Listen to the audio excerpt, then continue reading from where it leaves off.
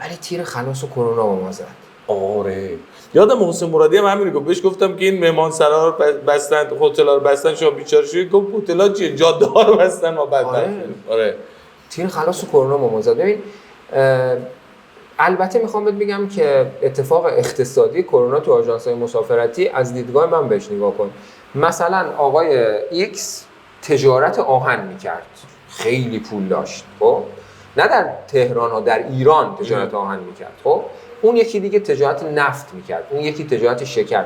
بعد میدید نه آژانس هم خوبه، ما یه آژانس هم داشته باشیم، حداقل پولشویی خوبی میتونیم با چهره آژانس بکنیم، چون تو خط قرمز نداری دارم میگم. آره خب آره به نظرم میشه این اتفاقات هم توش بیفته. آره تو خیلی از مثلا در هتل‌های ترکیه جذابیه، اصلا چقدر شیکه. بعد تو یه دفعه میبینی کل بیلبوردای یه فرودگاهی مال یه آژانسه. از فروش بلیط میشه واقعا نمیشه دیگه. با 230,000 تومان سر بلیطی الانش نمیشه. آره چرا مگه بلیط؟ آره حالا کرونا که آمد این مجموعه، من اسمشو میذارم اینا علفای هرزن.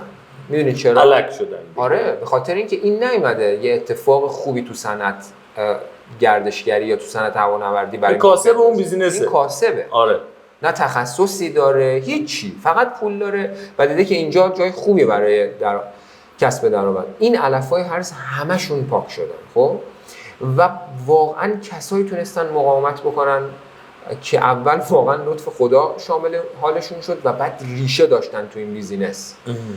پیمان من واقعا ممنون همکارام هستم و ممنون خدا هستم که کمک کرد ما توی بازی کرونا سر پا بمونیم. من تو عین 3 سال کرونا که یه روزی من فکر میکردم هیچ وقت دیگه کرونا نمیره دیگه. کی فکر میشد؟ آره. کی فکر میکرد کرونا از بین میره؟ من عین 3 سال از جیب گذاشتم، از جیب اجاره دادم، از جیب حقوق دادم، از جیب بیمه پرداخت کردم، از جیب قسط بانک دادم. قسطای بانک تا یه جایی امحال خورد به قول خودشون. از یه جایی بعد دیگه ما باید میدادیم. خب بعد من چند تا من راه حل داشتم، میتونستم در آسیا پرواز رو ببندم، منم برم اصلا کنار یه بنگاه ماشین دوربرم پره. دوربرم پره. نه مالیاتی نه فلان. خب دوربر مغازت پر. ولی من دلم نمیاد. من برای برند آسیا پرواز خیلی زحمت کشیده بودم تا اونجا. پیمان تو حوزه گردشگری که حالا اگه دوست داشتی در موردش صحبت می‌کنیم، فصل جدیدی بود که ما باز کردیم تو آسیا پرواز. ما سال 97 که زمستان 98 یاد باشه کرونای لعنتی 1 اسفند آمد وارد ایران شد. آره خب لعنتی تو زمستان 98 اعلام شد. ما پاییز 98 و بهار در واقع 97 ما به گردشگر خارجی رسیده بودیم برای بیابان لوط. به اعضای هر نفر هر روز که از بیابان لوط بازدید می‌کردن 100 یورو ازشون پول می‌گرفتیم.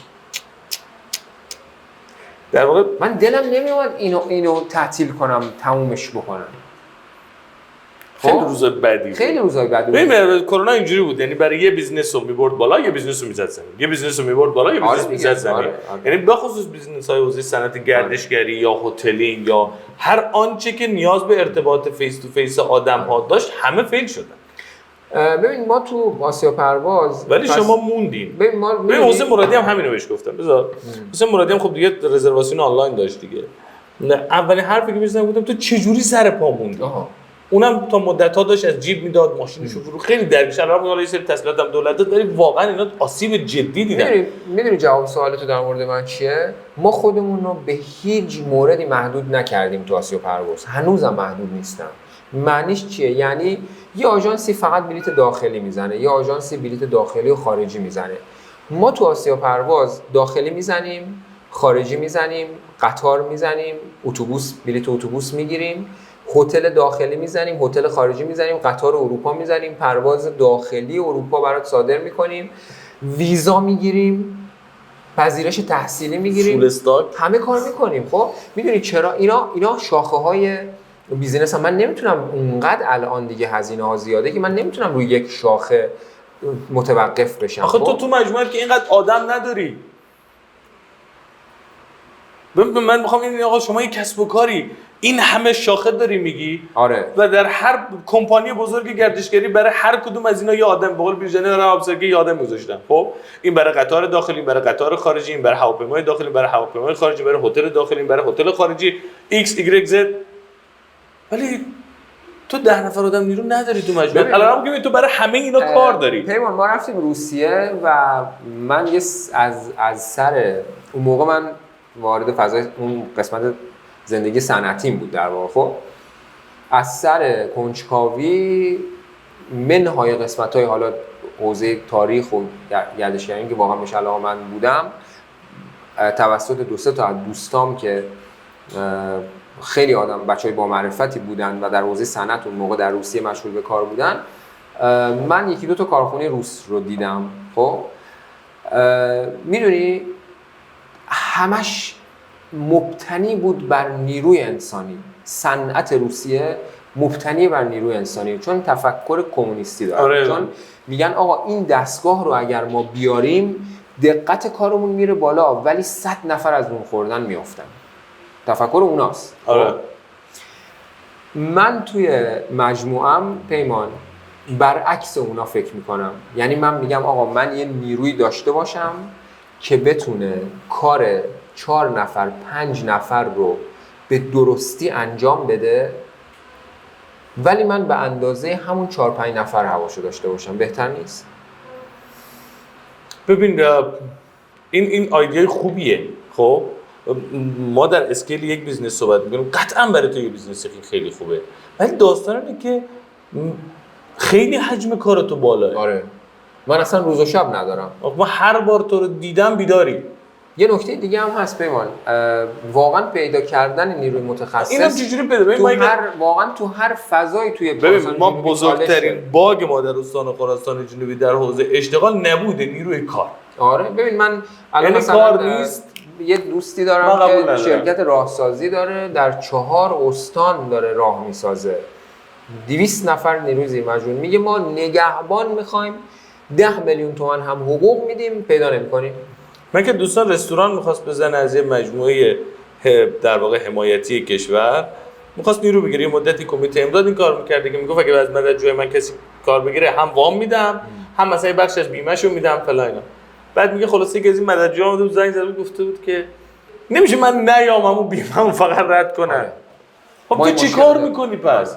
حالا این که اصلا کار کسی که زیاد کار کنه یه داستانه، کسی که آدم پرکار باشه نداریم، نیروی کار ماهر هم نداریم و یکی از چالش‌های ما همین ما این باگ رو این شکلی گرفتیم. به خصوص این مجالات. چرا مثلا بگیم آقا نیروی کار مهارت ممکن آقا مثلا اگه حوزه کشاورزی خب کلی فارغ التحصیل حوزه کشاورزی میگن که من درگیر ایونتی تو صنعت طیورم، میگم اونا هم دارن مینالن که میگن آقا مثلا فارغ التحصیل حوزه طیور و کشاورزی و دام در دانشگاهی که داره تحصیل میکنه یه فارم بهش بدیم بعد یه مدت نمیتونه مدیریتش کنه.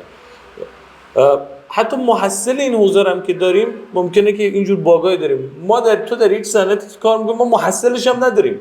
یعنی من فکر کنم دانشگاه ویژن گردشگری نداره تا جایی. نه و فارغ التحصیلای حوزه گردشگری هم به درد کار تو آژانس نمیخورن چون سیلاوز درسیشون اصلا سیلاوزی نیست که مفید باشه براشون. ارزشمند دانشی که کسب میکنن در این حوزه اما کاربردی نیست. ولی کاربردی نیست مثل همه دیگه حوزه آموزشی چند سال توی یه اگر میخواد لیدر تور بشه، اگر میخواد کاربر صدور بلیت آژانس بشه، باید بیاد تو محیط آموزش ببینه و کار بکنه. خب و ما این باگو ما داشتیم که نمیتونستیم برای هر تخصصی یه نیروی پیدا بکنیم. بعد پیمان یه داستانی وجود داره اینجا. من نگرانم تنها نیرویی که داریم گردش دینا باشه. واقعا داره یک تنه داره همه این کارا رو که بهت گفتم واقعا اون داره یک تنه انجام میده. خدا حفظش کنه. ببین حالا نکته اینجاست که ما پس محدود نشدیم توی آسیا پرواز به مسیر خاصی. ما یکی از استادام آقای دکتر میرولیایی توی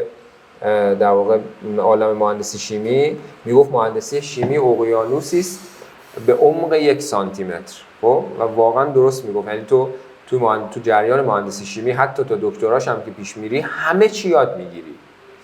اینجا هم همینه. آژانس مسافرتی یه اقیانوسیه به عمق 1 سانتیمتر. تو همه کار باید بتونی انجام بدی. بهت میگم مسافرت اگر از پرواز جا بمونه باید بلد باشی براش یه تاکسی پیدا کنی بفرستیش، یعنی این آدمش هم باید کنار دستت داشته آره باشی. این پکیجی باید کامل باید باشه. کامل باشه. خب ببین ما تا صدور بلیط تو آسیا پرواز و هر چی بود رفت. تو بعد از اینکه خلاصه همه اینا رو گرفتی وارد حوزه گردشگری شدی. بذار شوخی جدی باید بکنم. واقعا چرا باید برند خراسان جنوبی و بیرجند یک کاشانی باشه؟ آره سوال خیلی از من میپرسن و سوال من جوابشو میدونم. ولی خب میخوام حالا چون بچه‌هاتون واقعا میگن چرا باید برند معرفی شهرستان بیرجند حالا استان خراسان جنوبی یک کاشانی باشه. اولا که خانواده ما بیش از 150 ساله که در بیرجند داره زندگی میکنه و جالبه که بدونی من چند تا نام خانوادگی، یعنی چند تا فامیل میخوام بهت بگم که اینا همشون بیش از 100 سال اینجا دارن زندگی میکنن. خانواده یزدی حتما میشناسید. بله. خانواده تبریزی، کرمانی. آره. خب خانواده راجپور اصلا اصالت آره. هندی دارن. خانواده پنجابی، اصلا پنجابی که از ایالت‌های هندوستان. آره یکی از خبرنگار خیلی خوبه چیزام ایران پنجابی. آره. میخوام بهت بگم که من تنها کاشانی نیستم. یه جمعی هستیم. چرا این جمع در 100-150 سال پیش اینجا آمدن؟ به واسطه جاده ابریشم، به واسطه تجارت در جاده ادویه. جاده ادویه یه زیر جاده است از جاده ابریشم که دقیقاً از بیرجند میگذشته، یعنی دروازه تجارت ایران و هندوستان بیرجند بوده در باب تجارت پارچه و ادویه. یعنی به زبان ساده تر تمام پارچه و ادویه‌ای که از هندوستان وارد کشور می شده در بیرجند بارانداز می شده، بخشیش در مسیر جاده ابریشم به سمت استانبول و اروپا می رفته و بخش دیگریش در کشور توزیع می شده. پس تجار و بازرگانان از جای جای کشور می آمدن اینجا تجارت می کردن و بعد وصلتکار می شدن. تو چون که من میدونم تو اصالت خانوادگی خیلی به تجارت برنمیگرده. آره این یه مذهب برمیگرده. این در واقع یه قصهشه و یه داستان دیگه‌ش هم خب داستان مدرسه شوکتی هست. بله. مدرسه شوکتیه. خب این انقدر اون قدمته رو نداره. ببین کسایی که برای مدرسه شوکتی آمدن الان نمیتونن بیرجندی حرف بزنن ولی تو میتونی. عادل راجپور میتونه. آره.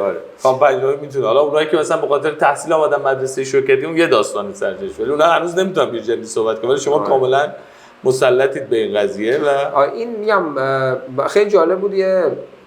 اخیراً تو پیج وزارت میراث فرهنگی، حالا دوستان اگه چک بکنن میبینن، یه پستی منتشر شد به اسم خانه بیرجندی، فکر کنم در تبریز بود اگه اشتباه نکنم.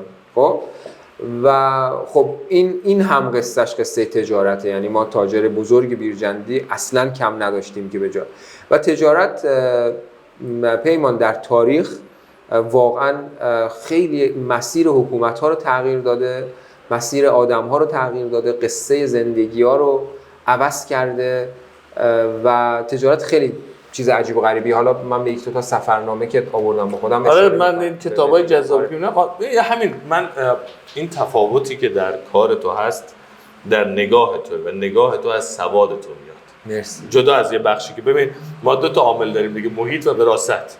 تو یک ریشه عقبه اصیلی توی این منطقه داری و خب خیلی از رفتارهایی که الان داری میکنی احمد کاشانی تو روت بگم پشت سرتم گفتم به خاطر اون سفره‌ای که سرش بزرگ شدیه. این ادبیاتی که تو برای که تاکسی بگیری به خاطر اون سفره است، به خاطر اون پدر است، به خاطر اون مادر است، به خاطر اون خانواده‌ای که من از تو میشناسم و واقعا بزرگن، تو بزرگزاده‌ای، اصیل‌زاده‌ای. تو روت میگم قلوبم نیست. ولی یه بخش دیگه هم اکتسابه دیگه. این کتابا رو من میدونم که تو همشو خوندی، یعنی نه آوردی که فقط من ببینم. الان خب منم مثل تو تقریبا کرم کتابم ولی نه انقدر موضوع تخصصی خودم از نیستم که هر کتابی بخونم میگم نیش بزنم.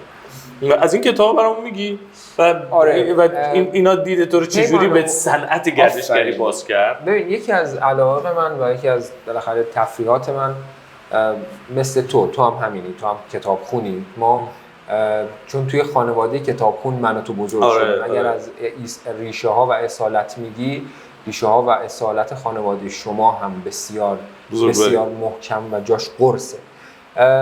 خب ما همه بالاخره همیشه آدم کتابخون دور و برمون زیاد بوده و من خب مادرم کتابخونه خیلی بزرگی داره، اونقدر بزرگ که خیلی از کتاباش اصلا جا نمیشه تو کتابخونه باز. این صندوقای بزرگ آهنی قدیمی تو اونا هم مثلا کتاب داره و توی در واقع خط سیری مطالعاتی مختلف، رمان، جنایی، نمیدونم مثلا من یادم من پدر بزرگ تمجید دارم. آره با بزرگم هم خدا رحمت کنه، پدر بزرگ شما رو که با هم من پدر بزرگم روزی که فوت کرد رفتم تو در واقع رفتم تو اتاق بازی که وسایل جمع کنم بیان. اولین چیزی که دیدم رو میزش میز صندلیش بود و دو تا کتاب که باز بود و عینکش. یعنی پدر بزرگم مرحوم یادم یه کتابخونه اریستویلی داشت توی آره با بزرگم تحریر. بله با بزرگم هم کتابخونه بزرگی دارن، همچنان حفظش کردیم. میگم ما دو نفری جفتمون با کتاب بزرگ شدیم، اما از یه جایی من وارد سیر سفرنامه خوانی شدم. خب خیلی برای من جالب بود. ببین آلفونس گابریل یه پزشک اتریشیه که 100 سال پیش از ایران عبور میکنه و بعد سفر خودش رو 3 بار به ایران تکرار میکنه و ماحصل اون میشه 2 کتاب که یکیش رو من آوردم، عبور از صحاری ایران. بعد چون سفرنامه خوانی خیلی لذت بخشه پیمان، خیلی.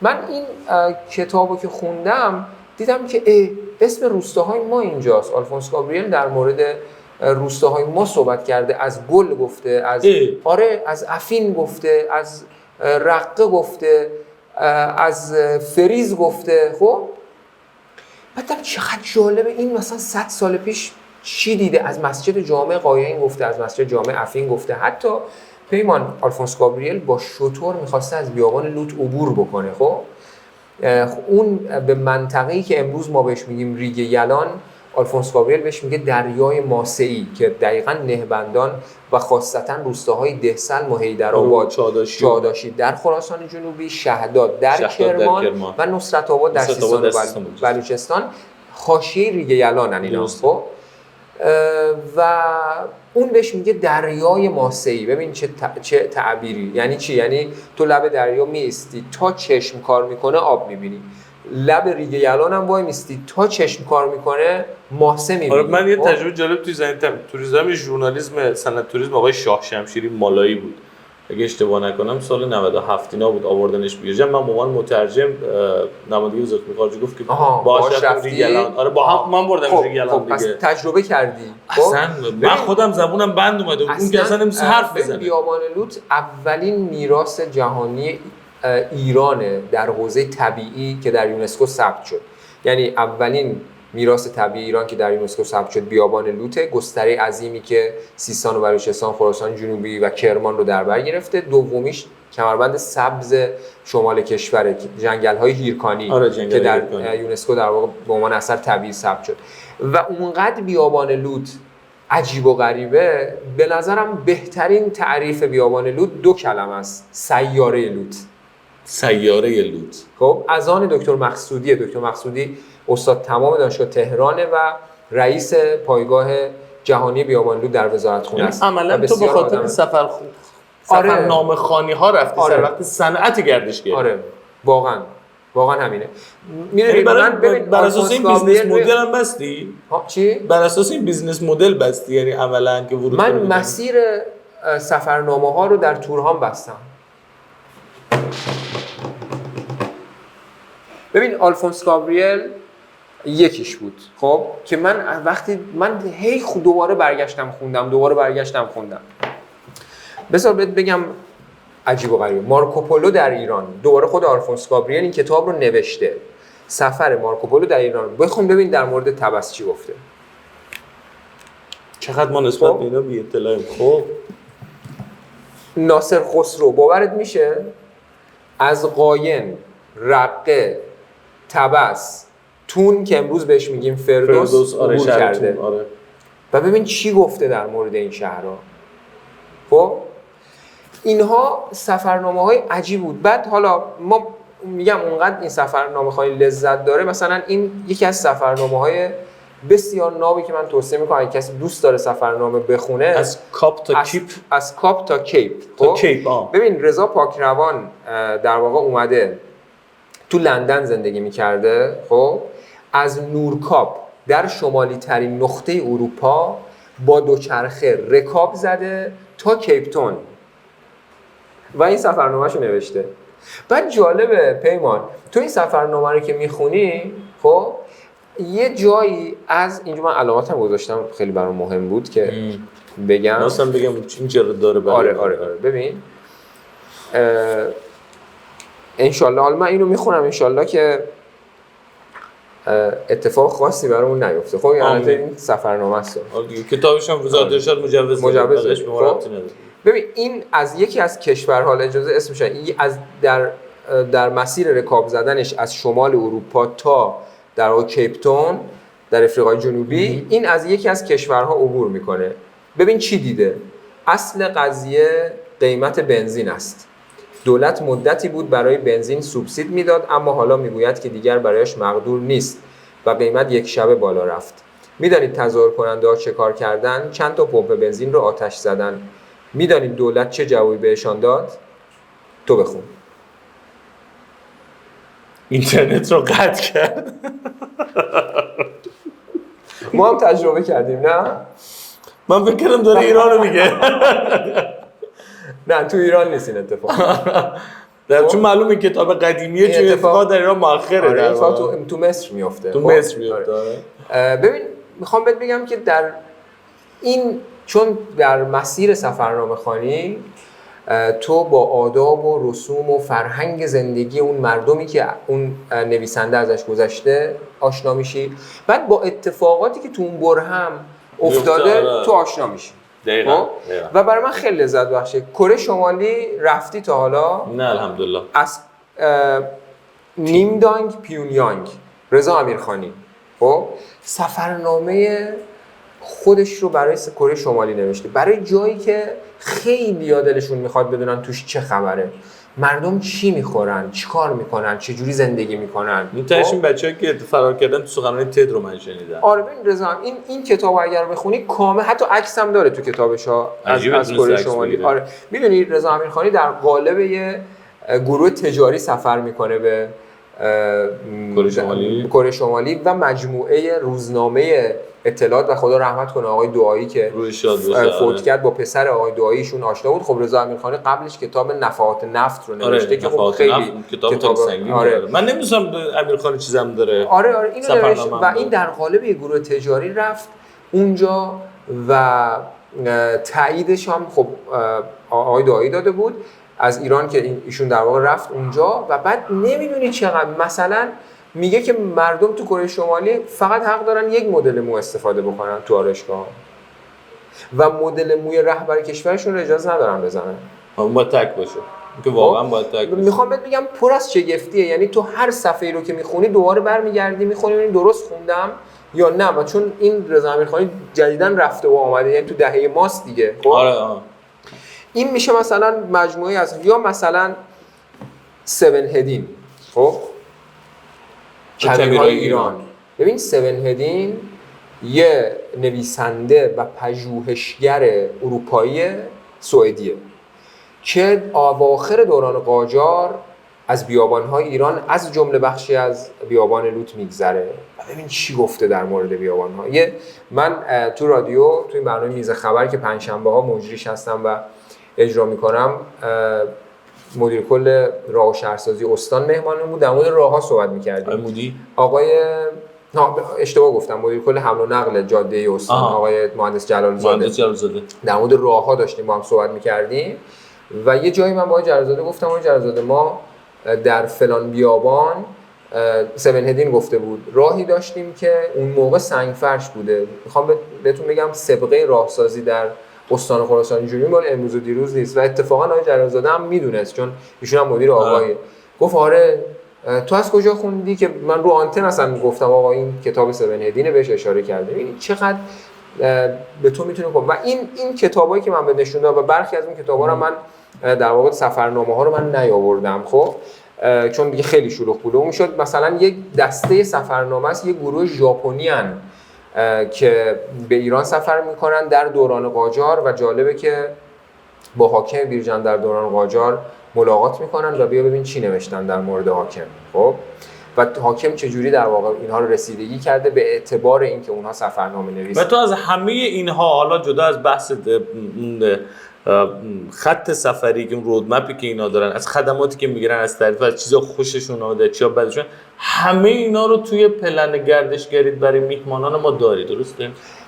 نه که داری، منظور که از همه اینا تاثیر گرفتی که بهترین خدمات رو. خسرو میگه که به طبس که رسیدم واهه شگفت‌انگیزی بود در میانه کویر. حالا من نقل قول میکنم، خواستی باز میکنیم با هم میخونیم، که درهای خونه هاشون رو نمیبستن به خاطر امنیت. خب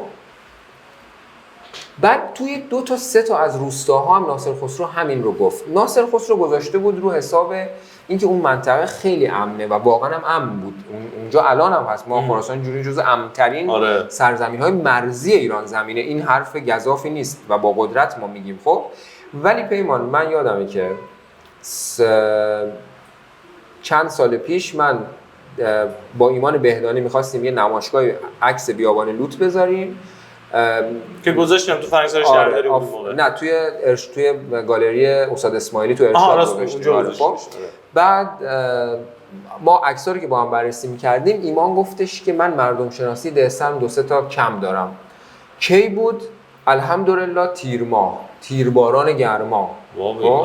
و ما ایمان 2 نفری با 3 نفری در عادل الماسی، هر دوتاشون بچه‌های پا به کار حوزه گردشگری ان که دمشون گرم، همیشه همراه من بوده. با بچه‌ها رفتیم دهسل، وارد روستا شدیم، دیدیم همه درها بازه تو دهسل. خب دهسل آقا اسمش باشه، تو قرارداد چیز داره. من خیلی سفر کرده بودم به دهسل ولی نه تو تیرما. بعد گفتم عادل درها چرا بازه، چه اتفاقی افتاده مثلا اینجا، قصهش چیه؟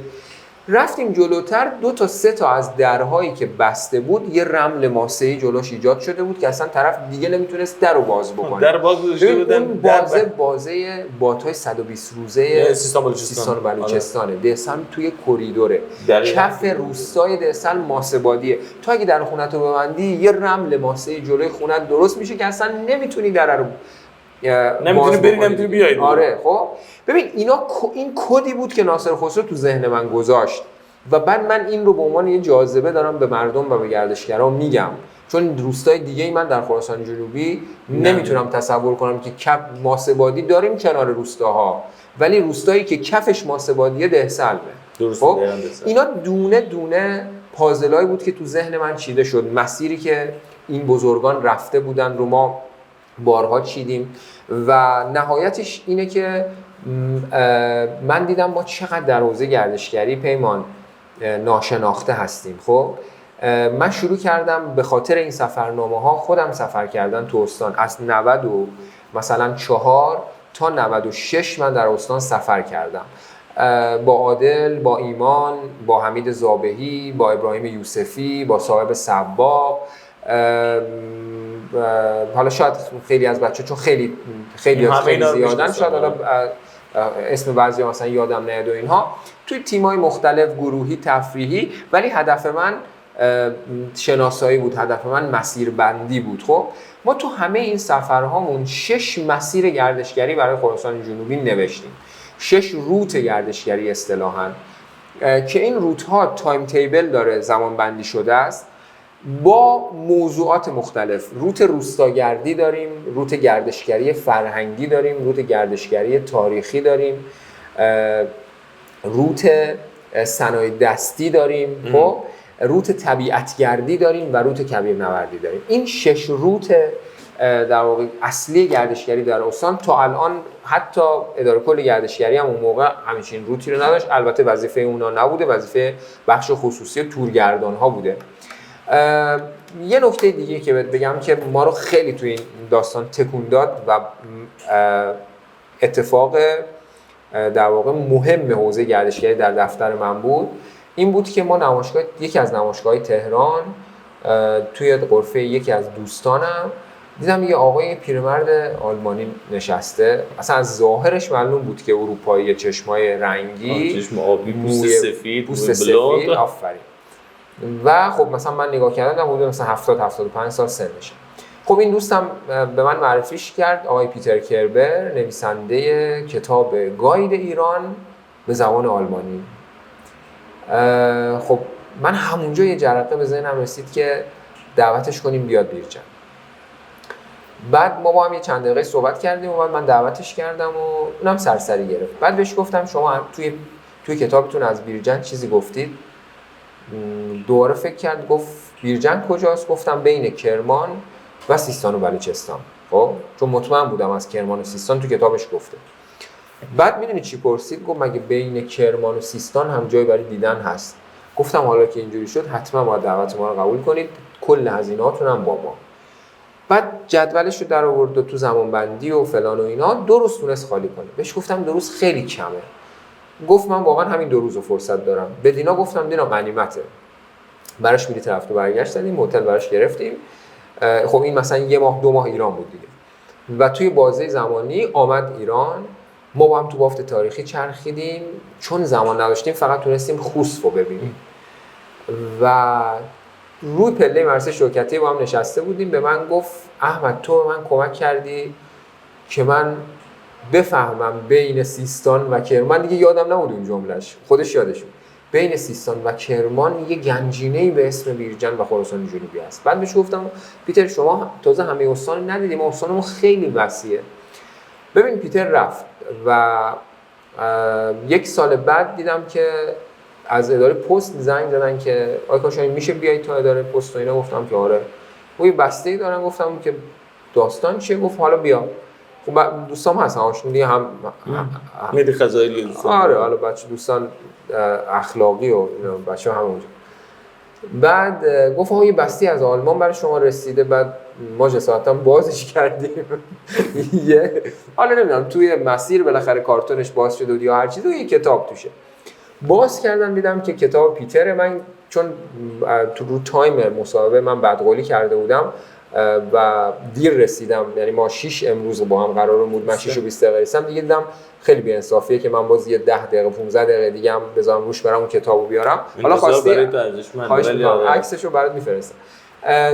پیتر کتاب خودشو برام من فرستاده بود و توش روز صفحه اولش هم یه دستخط یادگاری برام نوشته بود و من شروع کردم، همش آلمانی بود دیگه. بعد من همینجوری شروع کردم به ورق زدن.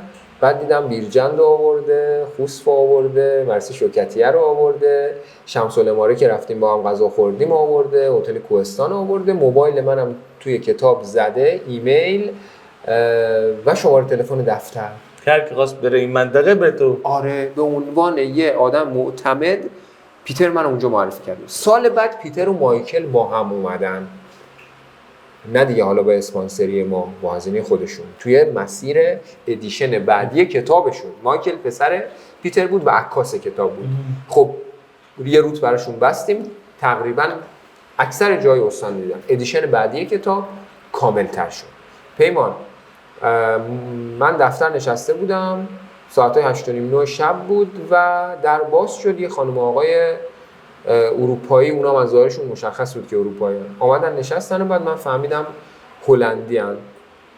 گفتم ما دنبال احمد میگردیم. گفتم من در خدمتتونم. نقشه‌شو باز کرد، گفت ما میخوایم بریم چرشت رو ببینیم، میخوایم فورگ رو ببینیم، قشنگ یادمه قالی تو درخش ببینیم، میتونی کمکمون کنی؟ گفتم آره نقشه دارین. نقشه‌شو باز کردم، براشون با ماژیک علامت زدم و بعد گفتم که دیگه چه جوری میتونم کمکتون بکنم. گفت یه ماشینم میخوایم. گفتم مثلا میتونیم ماشین 2 دیفرانسیل بدیم، میتونیم ماشین آن رود بهتون بدیم، هزینه‌اش این شکلیه، میتونیم راننده بدیم، میتونیم درایور گاید بدیم که هم راننده. گفتم ما یه درایور گاید آن رود میخوایم. عادل الماس. نه عادل آفروده، اون زیر عادل آفروده اصلا. خلاصه ما بهشون دادیم و بعد با هم در واقع جات خالی قهوه‌ام خوردیم و همه این داستانا منتظر بودم به تبرز که من سوالمو بپرسم که تو احمدو از کجا پیدا کردی؟ بعد ازش پرسیدم، گفت از تو کتاب. بعد من تو ذهنم اومد که حتما کتاب پیتر بوده دیگه. بعد گفتم کتاب، اون موقع دیگه فکر نکردم که پیتر کتابش آلمانیه، اینا هلندیه. آخه آلمانی زبانم از کتاب پیتر. بعد دو چند یه ذره نزدیک هلند داره بلازه. بعد بهش گفتم که از کتاب پیتر. گفت نه. از کیفش در آورد پیمان لونلی پلانت بود. نه آره ما تو لونلی پلانت بودیم. تو میدونی لونلی پلانت چه جایگاهی داره در صنعت گردشگری بین المللی؟ بعد من گفتم میتونم از کتابتون یه عکس بگیرم؟ گفت آره حتما. من از اون صفحه عکس گرفتم از جلدشو. آره حتما. بعد رفتم خوشبختانه لونلی پلنت پی دی افش پولی نیست و میتونی فری پی دی افش رو بگیری. من پی دی اف لونلی پلنت رو گرفتم برات، حتما فایلش رو برات میفرستم. عکس کتاب پیترم و کتابش تو دفتر برات میفرستم عکسش. من دیگه اصلا واقعا پوستت جا نمیشه. الانم نمیخوام بیشتر از طرف بکشم. نمیدونم کی میتونی از آدمای مثل تو قدردانی کنیم، ولی اینکه ما به عنوان یک گوشه‌ای در کویر در لونلی پلنت هستیم و ما رو میشناسن، یه روزی میان اینجا نشون آره. میده. ببین بعد من به پیتر ایمیل زدم که همچین اتفاق مهمی برای ما افتاده و مسیرش چی بوده، چون از لونلی پلنت نه کسی با ما تماسی گرفت نه ما رو چک کرد. بالاخره ولیدیتی باید چک کنی با اون کتابه، مگه میشه همینجوری بری توش؟ بعد پیتر گفت ببین کتاب من اونقدر معتبر هست که اگر مقصد جدیدی و آدم جدیدی رو توش معرفی میکنم، لونلی پلنت برداره و تو خودش معرفی بکنه. خب سورس معتبری بود واقعا و پیتر خودش هم آدم همچنان هم معتبره و ما هم هنوز با هم ارتباط. تو نمیدونی آدم چقدر بی‌نظیره، هر نوروز به من تبریک داده.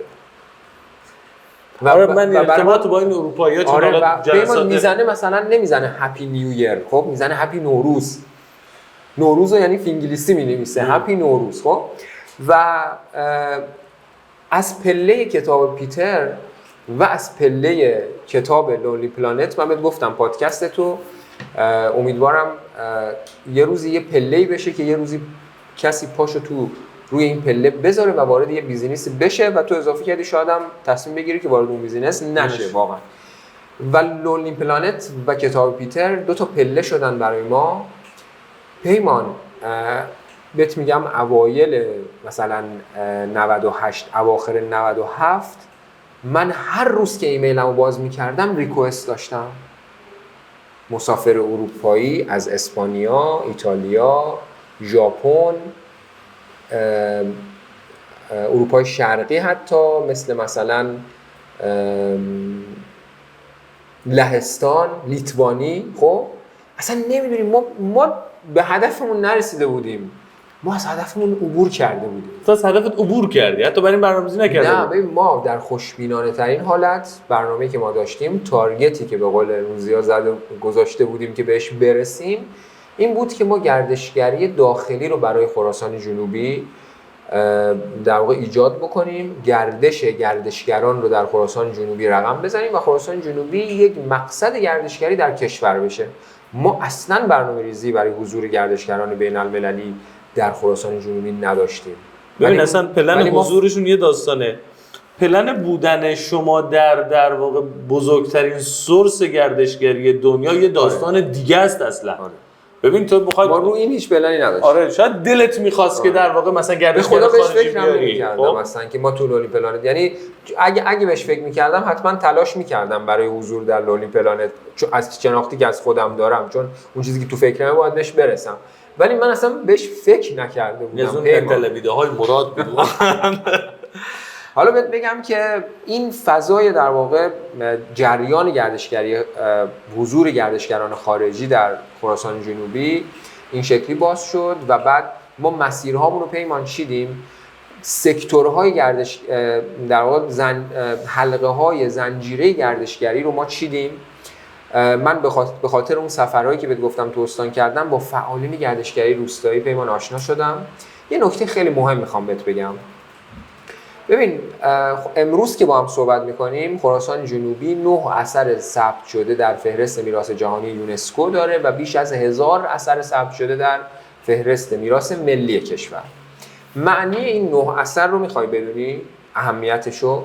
همدان، استان همدان، حکمتانه حتی یک اثر ثبت شده در فهرست آثار یونسکو نداره و ما 9 اثر داریم. دیدی چقدر مهمه؟ بعضی وقتا اونقدر مدیرای دولتی هی آمار میدن که این آمار هم قاطی اون آمارا گم میشه و مردم اصلا بهش توجه نمیکنن. بعد میدونی اثری که ثبت یونسکو میشه در حوزه اقتصاد گردشگری چه معنایی داره؟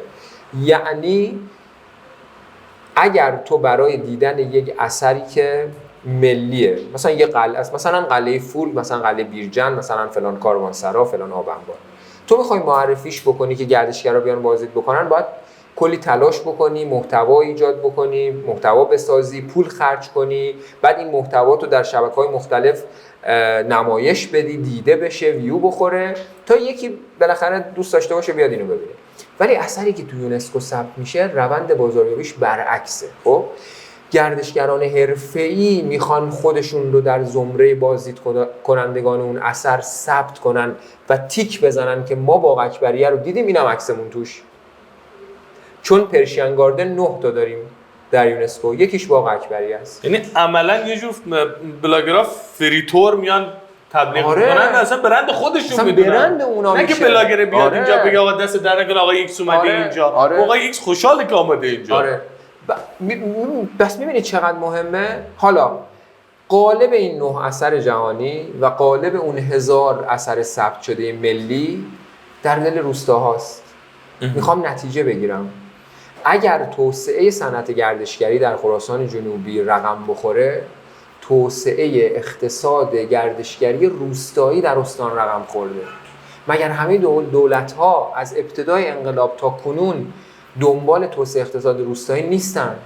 مگر همه نمیگن ما میخوایم مهاجرت معکوس روستایی‌ها اتفاق بیفته؟ مگر نمیخوان روستا رو جذاب بکنن که مردم تو روستا پول در بیارن، دیگه سرریز شهر نباشن تا با 1000 مدل مصیبت اجتماعی طرف نشن؟ توسعه گردشگری میانبر برای رسیدن به توسعه اقتصادی. یعنی با یه پلن ساده یه چیز دیگه به هیچ کدوم از این اردوهای جهادی نیاز نیست عملا.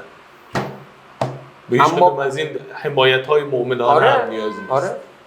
و این ببین برعکس میشه، یعنی عملا روستایی باید بیاد یه حمایت مؤمنانه بیاد اردو جهادی تو شهر بذاره بره. الان همون اتفاق در مقیاس کوچیک افتاده. الان یه روستایی اقامتگاه بومگردی داره، خب که پیمان حاج رضایی که دکترا یا فوق لیسانس تحصیلات عالیه داره، یه پوزیشن مهم تو پارک علم و فناوری استان داره، پس منصب دولتی داره و تو رو مثال میزنم که به کسی بر نخوره و کارآفرین 3 تا زبان زنده دنیا رو مسلطه. خب باید زنگ بزنه به یه روستایی بگه جای خالی دارید که من امشب بیام تو اقامتگاهتون تو افین؟ خدا رو شکر من اینو دوست دارم. میخوام بهت بگم پیمان، پس روستایی‌ها میتونن به درآمدزایی برسن، پس این زنجیره اقتصادی جواب میده و وجود داره. ببین یه جواب هست. آره باید قبولش کنیم، باید ببینیمش فقط. پس ما تمام هم و غممون از یه جایی به بعد پیمان در حوزه گردشگری این مسئولیت اجتماعی بود که من رو دوش خودم احساس کردم. خب و بعد من دیدم در قالب آسیا پرواز، چون آسیا پرواز این مجموعه اقتصادی بده بستون من تو آسیا پرواز باید ثبت بشه، من تا آخر سال باید تراز بگیرم که من نمیتونم مجموعه ضررده باشم. خب پس ما نیاز به یه مجموعه غیر انتفاعی داریم، یه مجموعه‌ای که نیاز داشته باشه که مسئولیت اجتماعی رو تنها به دوش بکشه. اسمش امروز NGO، اسمش امروز سازمان مردم نهاده. پس ما رفتیم به سمت اینکه یه سازمان مردم نهاد ایجاد بکنیم. اسمش چی بود؟ انجمن گردشگری پایدار میراث ماندگار خراسان جنوبی. حالا اختصارش اون چیزی که ما روی در واقع برندینگش کار کردیم انجمن گردشگری پایداره. خب ما تو انجمن گردشگری پایدار امروز پیمان بیش از 100 عضو داریم، یعنی 100 کد ملی و اسم. 101 لطفا. حتما با افتخار. قالب اعضامون فعالین گردشگری روستایی هستن. تو امروز به من بگو دهسلم نهبندان ته در واقع استان خراسان جنوبیه دیگه، به لحاظ جغرافیایی دارم میگم، لب بیابانه دیگه. خب تو به من بگو روستای درخت توت، اصلا اسمشو شنیده بودی؟ من جوابش از خودت شنیدم. آره روستای مرزی سربیشه است، مردم فرش میبافن. چه فرشی؟ هم جلسه دفترایش آورده بودیم برای گردشگری. آره. تو بگو روستای خیرآباد درمیان، خب بگو بشرویه، بگو روستای رقه، بگو من تو تمام خراسان جنوبی با افتخار امروز کلی دوست و رفیق و همکار دارم. همین رو میخوام بگم. ببین یکی از بحث‌های اصلی که در هر بیزینسی مطرحه نتورک، شبکه. آره و تو این شبکه پیمان میدونی کی شبکه مداوم و مستمر و پایدار میشه؟ اسم انجمن ما هم گردشگری پایدار دیگه. ما میخوایم گردشگری رو پایدار کنیم توی این نقاط. اینه که تو اشتراک منافع ایجاد بکنی، اینه که به همه اون حلقه های زنجیره، به همه اون سکتورهای شبکه، من اصطلاحات کارآفرینی رو بلد نیستم اگه اشتباه میگم ببخشید، خب به همه این اعضا تو بتونی سود برسونی، یعنی یک فضایی رو ایجاد بکنی که همه بتونن اون وقت پایدار همه کنار هم وای میستن، همه برای آخه یه موقعی میگفتن که ما میریم چنش کتک میخوریم. آره تو الان مثلا بچهای عکاسمون، بچه‌هایی که قبل از من تو حوزه گردشگری بودن، تو بپرسی همه همینو میگن. خب در صورتی که چنش مهربان‌ترین مردم رو داره. خب میدونی ما هم اتفاقا دفعه اولی که می‌خواستیم وارد چنش بشیم، یه آقای اومد به من گفت با دوربین، اون موقع که موبایل‌ها خیلی پیشرفته نبودن دیگه، الان یه 15 پرو مکس رو داری کار 20 تا دوربین و لنز و فلان اینا. خب بچه‌ها دوربین حرفه‌ای داشتن. گفت اگه با دوربین وارد بشید ما اجازه میدیم. گفتیم خیلی خوب، دوربینا همه رو گذاشتیم و بعد من یاد گرفتم، با دهیارشون صحبت کردم، با شوراشون صحبت کردم، با بزرگتراشون صحبت کردیم، ارتباط با بزرگترای روستا گرفتیم. بعد پیمان ما اومدیم یه سری تور برگزار کردیم برای اون روستا، مثلا پذیراییمون رو، اون پذیرایی میان بعده تو تورا داریم، اون کالاهاش رو از سوپر تو چنش خریدیم، اون سوپرمارکتی که تو چنش بود از اون مغازه خریدیم. بعد خودم مکلف کردم که از صنایع دستشون بخرم. چرا؟ به خاطر اینکه بهشون ثابت بکنم این تور اگر میاد چند لحظه‌ای مخل آسایشتونه سود داره براتون. الان که واقعا میگم جا افتاده. خب و یه نکته مهم، خدا رو شکر الان مجموعه ما به عنوان یه مجموعه تونستیم خودمون رو جا بندازیم که روستایی‌ها و دهیاران به ما اعتماد میکنن. شما رو مخل آسایش نمیدونن. عملا جدا از بحث منافع اقتصادی، من اینو در مجموعه شما خیلی جذاب دیدم که جدا از منافع اقتصادی که حالا برای اونا دارید، حریمشون رو رعایت میکنن. آره خیلی مهمه. ببین میدونه اینا ریزکاری‌های صنعت گردشگریه، به خاطر اینکه آقا مسافر آگاهیه، تو اگر بهش بگی که فلانجا عکس بگیر و فلانجا عکس نگیر، اون واقعا همونجا عکس میگیره، رعایت میکنه. خب ولی ما چون بعضی وقتا بهشون نمیگیم و دوچار چالش میشیم و این عدم آگاهی بخش خصوصی آژانس، راهنما، کسی که تور رو میبنده باید آگاه باشه. خب حالا میخوام بهت بگم که ما توی انجمن گردشگری پایدار به عنوان یک NGO شبکه فعالین گردشگری شهری و روستایی رو در خراسان جنوبی شکل دادیم.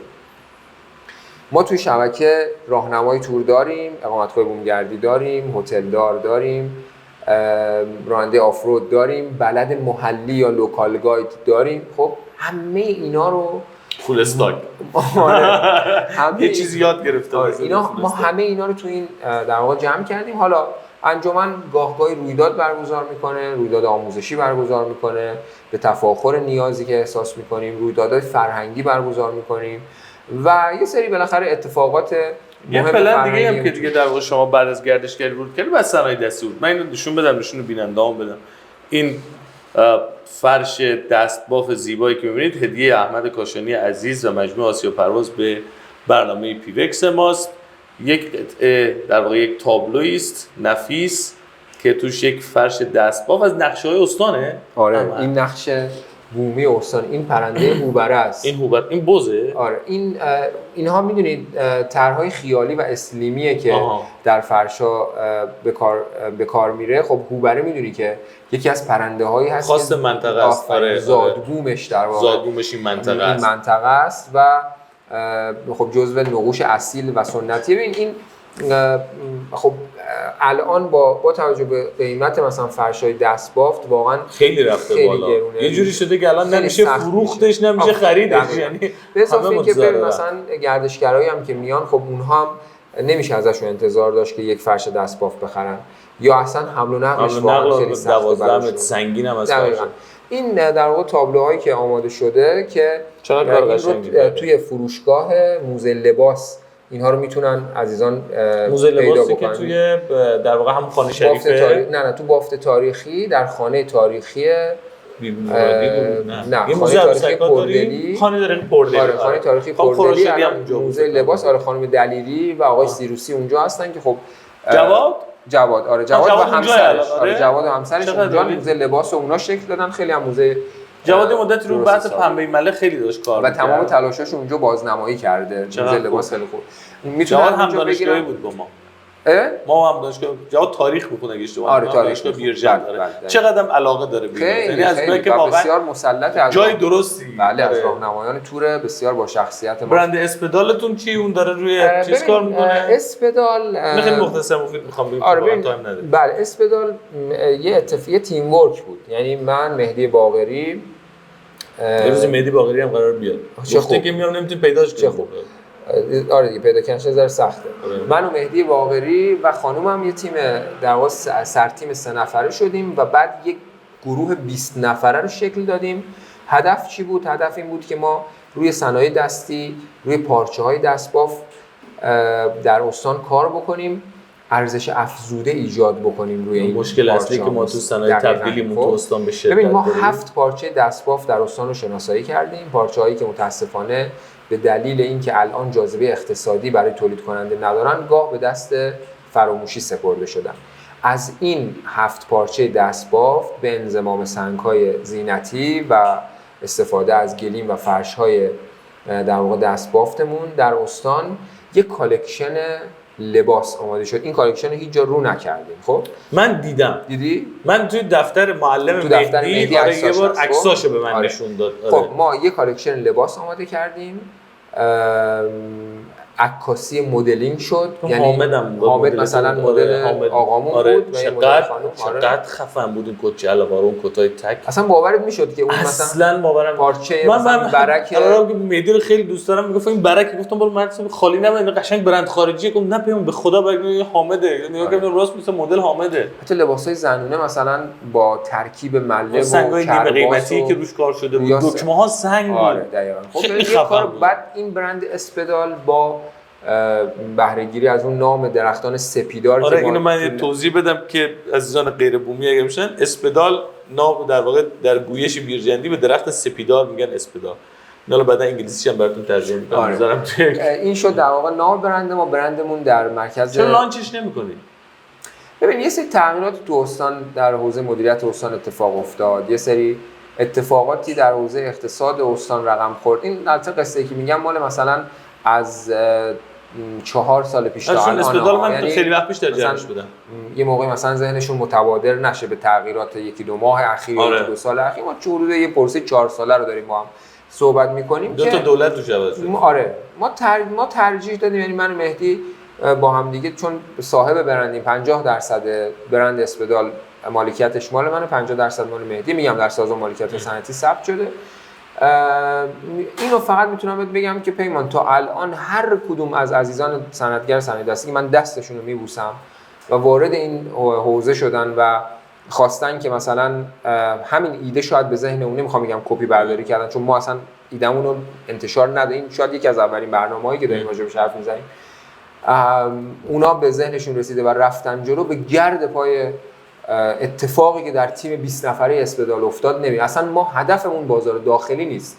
همچنان ما هدفمون ارزآوری از صنایع دستیه. خب بنابراین ما اصلا رقیبی برای اونا نیستیم. یعنی اونا دوست دارن اینجا بفروشن کالاشون رو. ما اصلا اسکیلش هم فرق میکنه. ببین من اینو دیدم. ببین ما خیلی وقتا به صنایع دستی فکر میکنیم مثلا میگه حالا دستبندی گوشواره‌ای لباسی شالی چیزای ارزو. اصلا وقتی میگی صنایع دستی دنبال چیز ارزو میگرده. ولی این صنایع حالا مثلا چرا تو استانایی مثل اصفهان مثلا میبینی صنایع دستی قلمکاری و فلان هست ولی اصلا تو این منطقه کسی خیلی انتظار نداره. ولی اگه مثلا شما یهو ورود کنید به این داستان به نظر من جا خیلی داره. ولی ترجیح میدم این سیاستتون آره خیلی من واردش نشم. آره تصمیم گرفتیم که برند ولی من قبلا هم بهت گفتم برند اسپدال ریشه هایی داره به عمق ریشه هایی که درخت سپیدار داره و میتونه بالنده بشه به ارتفاع درختان سپیدار. میدونیم خراسان جنوبی جنگل داره؟ من تن جنگلش میدونم گزخته. نه جنگلی که بری واقعا گزخت جنگلش خیلی زیباست. آره. ولی جنگلی که بری توش اصلا احساس کنی وارد جنگل شو. یعنی اونقدر درخت‌ها بلند باشن و پربرگ باشن و یه رودخونه از کنارت رد بشه و تو آفتابو نبینی. کجا؟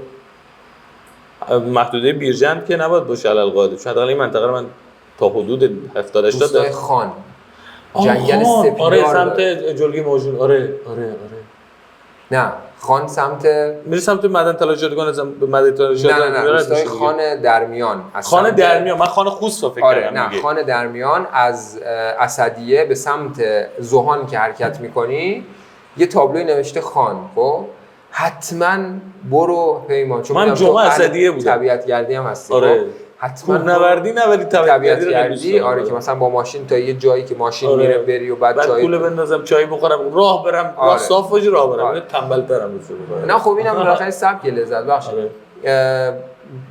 حالا چون گفتم سپیدار، اونجا جنگل سپیداره، در تنها جنگل خراسان جنوبی.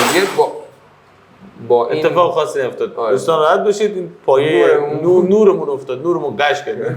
داداش این توان نداشت این حجم از اتفاقاتی که تو این برنامه پیوکس افتاد نور قش کرد. من که جا خودم دارم همین که من قش نکردم خیلی زیاد. پیمان من یه بار ببر. حتما با هم واقعا ببین اونقدر خراسان جنوبی جاهای شگفت انگیز و عجیب و غریب داریم. من یه گردشگری داشتم، این جهانگر بود، شغلش جهانگر بود. من واقعا بر دفعه اول با همچین آدمی مواجه می‌شدم که اصلا یعنی این حالا نمیدونم واقعا این درآمدش از کجا بود، ولی شغل میگفت اصلا من خودش به عنوان جهانگر معرفی می‌کرد. بعد ما بیرجند با هم نشسته بودیم، میگفتش که توی نقشه دنیا تو دست تو رو هر جایی که بذاری من عکسم اونجا رو آیپدم بهت نشون میدم. حالا یه تارگتی بود که به قول خودش زده بود. ما تبس بودیم و تو چشمه مرتضی علی داشتیم پیاده روی میکردیم، رفتیم جلوتر، آب آمد مثلا تا بالای زانوش. بعد آیپدش رو باز کرد، نقشه ها رو چک کرد. گفت ما الان وسط کویر مرکزی ایرانیم. گفتم آره دیگه تو قبلا هم چک کردی. گفت من تنها جایی که این شکلی تجربه کردم گراند کانیون در امریکا بوده. خب میخوام بهت بگم که خراسان جنوبی رو نباید دست کم گرفت. ما خودمون رو دست کم میگیریم. وگرنه طبیعت نه با ما. من همیشه این جمله رو گفتم، بعضا هم به مزاق حضرات خوش نیامده، به خصوص زمانی که مقامات تهرانی تا استان خراسان جنوبی محروم نیست. ما خیلی ثروتمندیم. اگر محرومیم چون امثال من تو این استان دارن زندگی میکنن، من محروم نیستم چون استان خراسان جنوبی زندگی میکنم. این استان خراسان جنوبیه که محرومه چون امثال بنده داریم توش زندگی میکنیم. ببین مثلا ارزیابای یونسکو آمده بودن برای ثبت جهانی قنات بلده. من 2 بار باشون صحبت کردم. ببین چی گفت ازش سوال کردم که چون 11 قنات ایران در یونسکو ثبت، یکیش قنات بلد است. بعد ازش پرسیدم که چه ویژگی خاص و منحصر به فردی تو قنات بلده دیدید نسبت به 10 قنات دیگه، و گفت داستان و روایت و افسانه هایی که در مورد قنات بلده شما مطرح میکنید، بعد مستند تاریخی میاد. میدونید دیگه من تاریخ تبری باز کنیم یه تیکه برای تو که عربی مسلطه دیگه، تاریخ تبری یه تیکه باز میکنیم میاه بلده طیبه تون، دقیقاً خود قنات بلده رو داره میگه که داستانش چیه. خب بعد با اون حالا مثلا سفر تاریخیش شاه عباس و تقسیم در واقع قنات بلده توسط شیخ بهایی که خیلی مفصل، اینا رو میخونی بعد میبینی که پر از افسانه و شگفتی. بعد میری تبس یکی از کالجنی، آره مثلا کالجنی. حالا من یه چیز دیگه میخوام بگم، شنیدی؟ ببین ما در ژئوپارک هایی که در یونسکو ثبتن، 2 تا ژئوپارک الان ثبتن، ژئوپارک قشم و ژئوپارک تبس و ژئوپارک ارس هم در حال ثبته. خب ما در ژئوپارک تبس 39 ژئوسایت داریم، زیر مجموعه‌ای که تعریف میشن. یکی از ژئوسایت ها اسمش هست ژئوسایت گورهای سپردنی. چی؟ اصلا این واژه رو تا حالا نشنیدم. گورهای سپردنی. خب ببین مردم اینجا ما میانه تبس مثلا شهر میانه کویر دیگه، شهر عبور کاروان هاست دیگه. مثلا کاروان هایی که مکه میرفتن مثلا میمرده یارو اینجا. میمرده. اینه که ما در فقه داریم که مثلا اگر بگین طرف اینجا جنازه به امانته، جنازه به امانت میذاشتن، بعد برمیگشتن میبردن. میدونستی همچین جایی؟ نه جذاب نیست برای اون؟ از اون داشت من مثلا یونسکو ثبت کرده جز ژئوسایت‌های زیر مجموعه. من دست میزنم داشت ریشم داره میریزه برگ برام نموند به خدا. ببین یه موقعی من کتاب از شوکت تا دولتی خوندم، دکتر راشد معسل در واقع نوشته، آقای دکتر رفیعی زحمت کشیدن برای انتشار اینها و این کتاب به اضافه کتاب دولت یاد آقای دکتر ناصر، این دوتا کتاب من خلاصه کردم 10 دقیقه. داستانیه که من در مدرسه شوکتیه برای گردشگرها تعریف میکنم. خب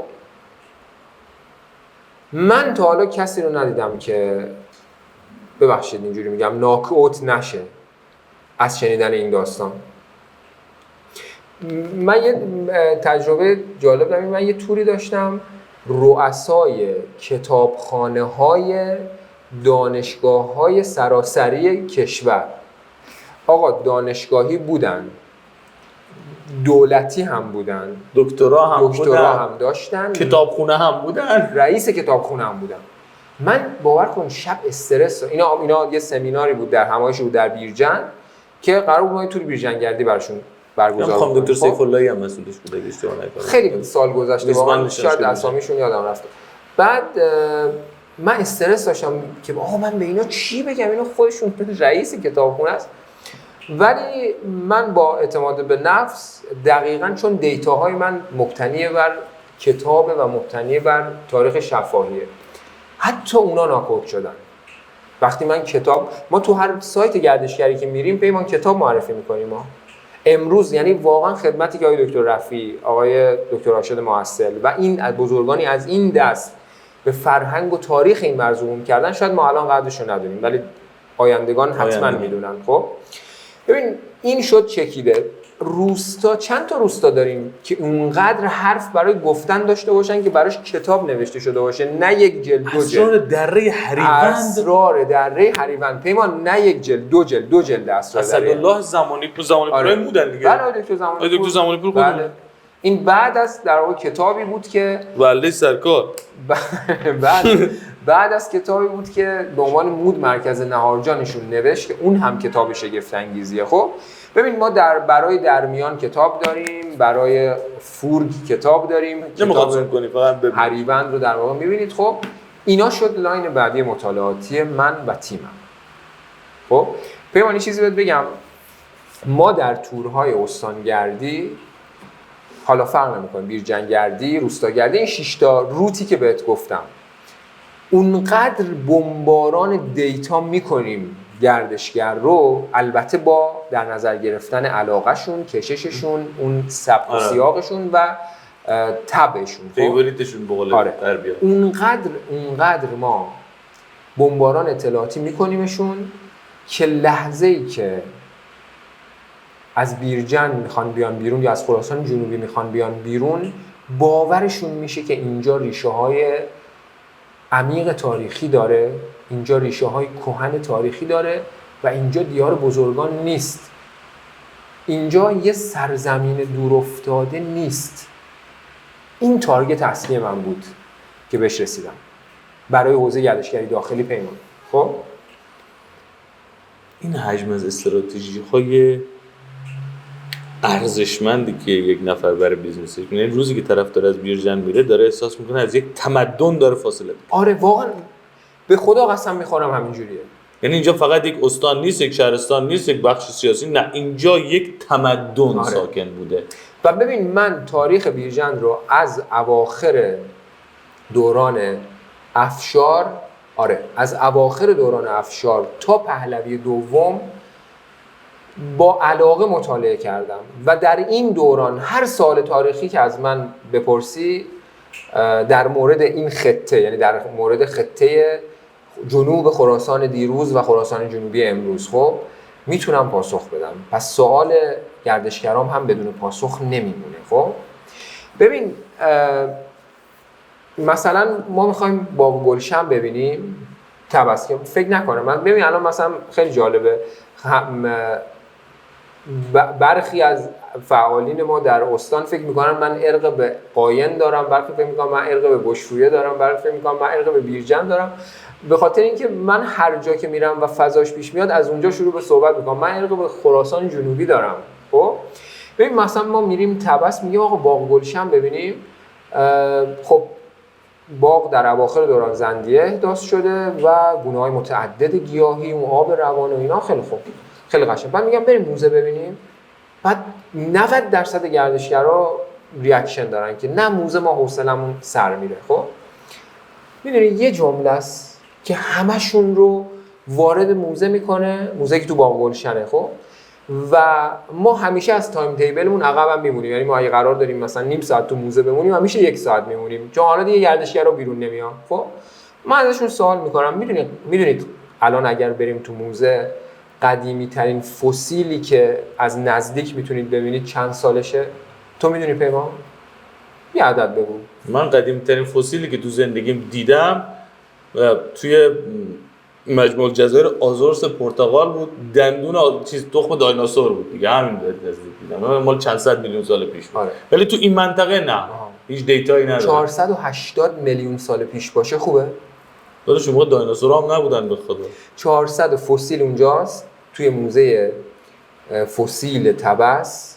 خب تو از نزدیک میتونی ببینیش و سنش 480 میلیون سال تخمین خورده. میدونی سن فسیل ها رو، چون اینا تبدیل به کربن میشن و کربن رو با نیمه عمرش دقیق، حالا دقیقی میگم یعنی با یه محدوده بسیار داداش این هر این 2 میلیون سال هم این وسط تلرانسش باشه داداش مثلا تاش میشه 400 مثلا 380. این جمله رو من به هر گروهی که گفتم آمدن پایین و موزه رو دیدم و موزه فسیل طبس یکی از زیباترین موزه هایی که چقدر غریب افتاده. که غریب افتاده. چقدر غریب افتاده. ببین ما یه خاطره دیگه میگم، فکر کنم دیگه زمانمون هم خیلی گذشت. خب ما یک گروه گردشگر اروپایی داشتیم که یه مسیر 10 روزه براشون چیده بودیم. 4 شبش خراسان جنوبی بود.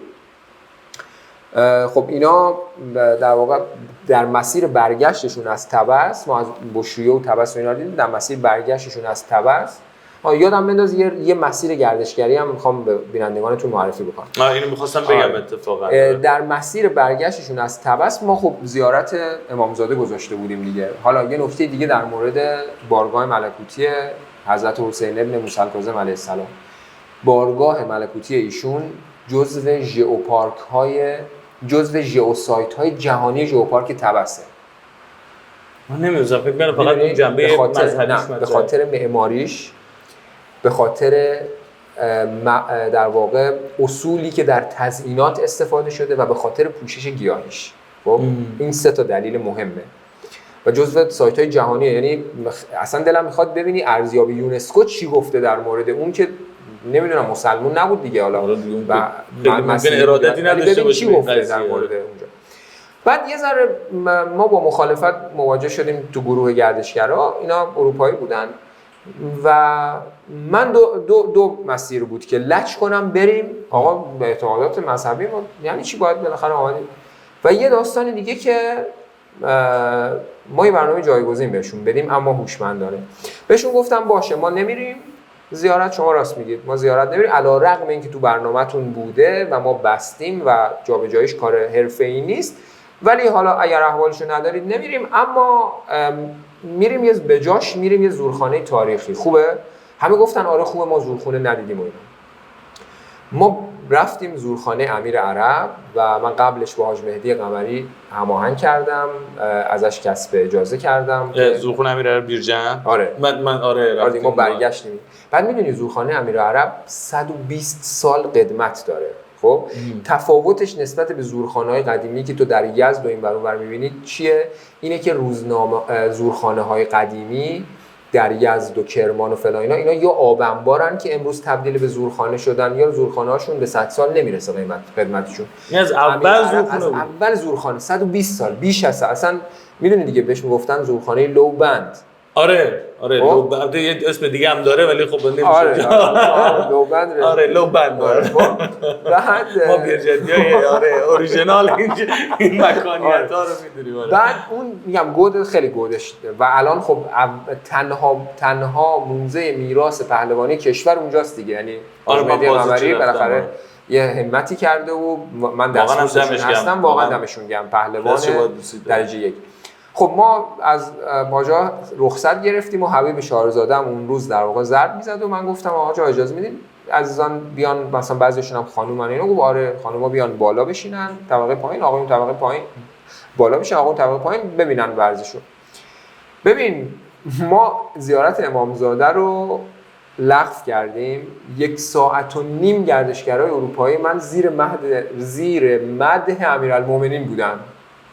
حبیب شاعرزاده بله حبیب یه تک داشت از دیگه دیدیست فضای زورخانه رو از حضرت رسول میخوند، از امیرالمومنین میخوند، میامد روی رشادت هاشون، روی بزرگیشون و نمیدونی چه حال و هوایی به اینا حاکم شده بود. خب بعد که آمدیم بیرون 3 نفرشون به من گفتن ما احوالاتی رو تجربه کردیم که سالها تجربه نکردیم. گفتم مثلا دفعه آخری که تجربه کردی چی؟ گفت یه فلان مراسم بوده در فلان کلیسا. خب بعد بهش گفتم ببین ما حال و هوای مذهبیمون اینه و اون بارگاهی که می‌خواستیم بریم زیارت از خانواده همین آدمایی که اسمشون رو می‌بردن و شما حال احوالتون اینجوری شد و چندین برابر شد. آره و نگاه کن پیمان، این میشه ظرافت در تورگردانی به درگردی و این میشه ایجاد جاذبه نه ایجاد موج منفی. من 2 تا مسیر گردشگری بدم. یه مسیر گردشگری که ما بهش رسیدیم یه رینگ دور استان، یعنی اگر وقت و فرصت دارید و میخواید که خراسان جنوبی رو ببینید یه رینگ دور استان بهتون پیشنهاد میدم. از میتونید این رینگ رو از این ور برید، میتونید از اون طرف هم بیاد، فرق نمیکنه. از بیرجند تا سرایان تقریبا 1 ساعت فاصله است. سرایان کلی در واقع اماکن دیدنی داره. حالا نمیخوام دیگه اگه جزئی بشیم خیلی زمان میبره. از سرایان تا که یکیش حالا آبانبار جهانی سرایان، آبانبار و کاروانسرای جهانی سرایان. یکی بعد از سرایان برید به فردوس، 0.5 ساعت فاصله است. از فردوس برید به بشرویه 0.5 ساعت فاصله است. از فردوس بیاید به از بشرویه بیاید به طبس، از طبس بیاید به خور، از خور بیاید به خوست، از خوست بیاید به بیرجند. یه رینگ دور استان شما زدید، کلی حوزه در واقع تاریخی میتونید ببینید. یه مسیر هم بیرجندگردی پیشنهاد میدم که از منتظری 13 سرازیر بشید، میاید در محدوده‌ای که سمت راستتون بافت تاریخی، از منتظری 13 که میاید پایین سمت راستتون پستخانه قدیمه، سمت چپتون مدرسه شوکتی است. به اون جایی که میرسید بهش قبلا میگفتن میدان قورخانه یا میدان تلگرافخانه. بعد میتونید مستقیم برید از کوچه شهید کرمانی آبانبار محسن زاده رو ببینید، خانه تاریخی پردلی و موزه لباس رو ببینید، آبانبار حاج علیرضا بیک رو ببینید، بعد مسجد خواجه ها رو ببینید، خانه خضر رو ببینید. بله، بعد بیاید خانه تاریخی فروتنی و موزه عروسک رو ببینید و بعد مسجد 4 درخت رو ببینید. این یه در واقع روت بیرجندگردی که فکر می‌کنم تو حوزه تاریخ فرهنگی شاید برای مخاطبین تو جذاب باشه. من واقعا اینجا هر چی می‌بینید ریخته، به خدا ریش منه. من دیگه پشمام ریخته دیگه. چی بگم دیگه، هیچ حرف دیگه ای ندارم بزنم. و امروز روز عصر خاصه، چون به شدت داره تو بیرجند بارون میاد و شاید اصلا صداهایی که بعضن بچه تدبیرم نتونن حذف کنن بحث در واقع بارندگی است. اما برای من زیر بارون همت احمد کاشانی و مجموعه آسیا پرواز و دوستانش واقعا بودم و هزاران برابر شاید من خودم احساس میکنم که هر چقدر که درختای این سرزمین از این بارون شکوفاشن، من ذهن من و مخاطبین ما که این برنامه رو خواهند دید از این بارش متبرک فعالیت‌های واقعا مسئولیت پذیرانه شما شکوفا خواهد شد. هیچ واژه‌ای نیست که بخوایم تشکر کنیم، اصلا جایگاه تشکرم ندارم، ولی به عنوان یک فردی که دوست داشت واژه ارزش رو در کسب و کار مطرح کنه، من فکر می‌کنم که این برنامه لب کلام رو گفت. یعنی هر آنچه که من می‌خواستم بر اساس هر بیس آکادمیکی واژه ارزش پیشنهادی رو به مشتری حالی کنم به معنی واقعی کلمه، تو با گوشت و پوست و اشکات گفتی به ما. و مرسی احمد، خوشحالم که رفیقی مثل تو دارم. ممنونم پیمان، من هم به داشتن دوستانی مثل تو افتخار میکنم. ببین این یه قصه کوتاه بود و تمام آدمای تمام آدمای تو این تمام آدمای تو این قصه نقش خودشون رو به درستی ایفا کردن. من فقط فرصت کردم که نام بعضیاشون رو ببرم، شاید نام بعضیاشون جا افتاد، اما میخوام بهت بگم پیمان یک کار بزرگ تیمیه. ما امروز با برند آسیا پرواز و احمد کاشانی طرف نیستیم، ما امروز با خانواده آسیا پرواز طرف حسابیم. امیدوارم که این خانواده روز به روز گسترده تر، سفرش بزرگتر، پر رونق‌تر و آدمایی که سر این سفره میشینن با خاطرات شیرین تری از سر این سفره باشه. یه جمله به دینا بگم که جات خیلی خالی بود. آره دینای عزیز، جات خیلی خالی بود، واقعا خیلی دوست داشتیم. امیدوارم کارت خیلی زودتر خوب بشه. احمد خیلی ممنونیم ازت بابت هدیه قشنگت و حرفای خیلی خوبت و آنچه که به ما آموختی. من امروز یه جمله توی پادکست چنل بی شنیدم توی بخش جنوبیگان، میگفت شکلتون یا آقای خیلی آدم به شدت پیگیریه که می‌خواست خود بجونه، یه جمله خیلی قشنگ گفت که موفقیت نتیجه پایداری است و الان شما انجامتون هم پایداره و الان می‌بینم که چقدر تو پایداری کردی تا به اینجا رسیدی. پایداری نتیجه انتخاب یک ارزش درست در کسب و کار و در زندگی است. برای همتون یک ارزش پایدار آرزو می‌کنم. مرسی احمد عزیزم. خدا نگهدار. زنده باشید. تشکر. مرسی.